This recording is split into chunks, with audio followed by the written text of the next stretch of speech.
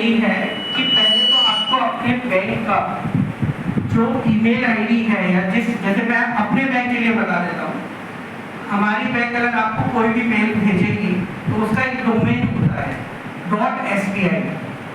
Same Mohit ji बताएंगे उनके bank का भी है hdfc.com है आईडी, क्योंकि मैं इनका एक पुराना एक कस्टमर रहा हूँ तो मुझे ये वो मेल आती रहती है, तो इसलिए पता है hdfc.com है। तो ये आपको ध्यान रखना है कि क्या वो statebank.com से तो नहीं आ गई। अगर statebank.com से है तो वो हमारी बैंक की साइट नहीं है। बैंक का जो डोमेन है वो .sbi है। गवर्नमेंट डिपार्टमेंट का जो डोमेन है वो .gov.in है।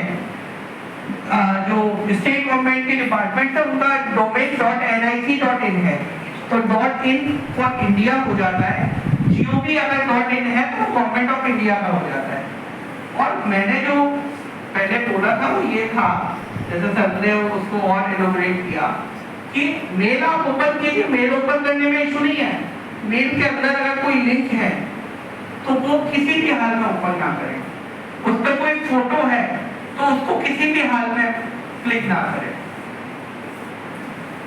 दूसरी क्वेरी थी सर आपकी, एक तो यही था कि कैसे हम पहचाने, तो पहचाने में वो डोमेन नेम को आपको ध्यान रखना है कि किस डोमेन से वो आ रहा है आपके पास ईमेल। जैसे आपका ईमेल आईडी .gmail.com है तो आपको पता है ये मेरा जीमेल का आईडी है, जीमेल से आ रहा है।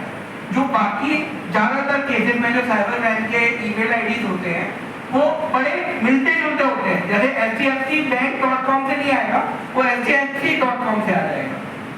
अब आपको सतर्कता यहाँ पे रखनी है कि मेरे बैंक का ईमेल आईडी क्या है जिस पर वो आ रहा है, मेल जो मेरे पास आ रहा है।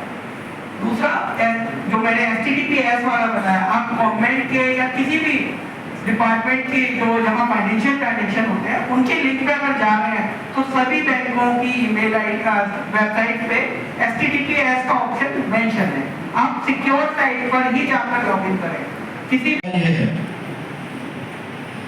कि फ्रॉड क्या करेगा, SBI है तो SBI.in की बजाय वो SBI.com या .org अगर है तो वो ऑथेंटिक वेबसाइट नहीं। तो हमें ये पता हो कि लीगल वेबसाइट कौन सी है। जैसे गवर्नमेंट की अभी उन्होंने बताया सबने कि GOV होता है, अगर साइट है जैसे स्टेट गवर्नमेंट की NIC भी है, GOV है, तो हमको ये पहचान करनी पड़ेगी। हम पढ़े लिखे हैं, हमें ये समझना पड़ेगा कि ऑथेंटिक वेबसाइट गवर्नमेंट की, बैंकों की कौन कौन सी हैं। दूसरी चीज सतर्कता को भी बताया कि जो HDFC है या कोई और लोगों में बहुत लोग हमारे ऐसे स्टूडेंट हैं जो कि पढ़ाई में ज़्यादा फोकस करते हैं और कुछ सोचते हैं कि हमें आगे कुछ करना है, अपनी कंट्री के लिए कुछ करना है। क्योंकि जब हम अपनी ग्रोथ के बारे में सोचेंगे तो ऑटोमेटिकली हमारी कंट्री की ग्रोथ भी स्टार्ट हो जाती है। ये नहीं है कि हम अपने देश के बारे में स्पेशली सोचेंगे जब भी कुछ कर पाएंगे, हमें पहले अपने भविष्य के बारे में सोचना होता है। ये सारी चीज़ें इसमें वोकल फॉर लोकल में सबसे ज़्यादा जो फोकस है वो इस पर किया गया है कि जैसे हमारे हैंडीक्राफ्ट्स बिजनेस हैं, आर्टिसंस हैं, छोटे छोटे बिजनेसेस हैं, उन पर कोई ध्यान नहीं दे रहा है। यहाँ तक कि कोई भी सस्ता सामान आपको नजर आता है जैसे चाइना, वहाँ से बहुत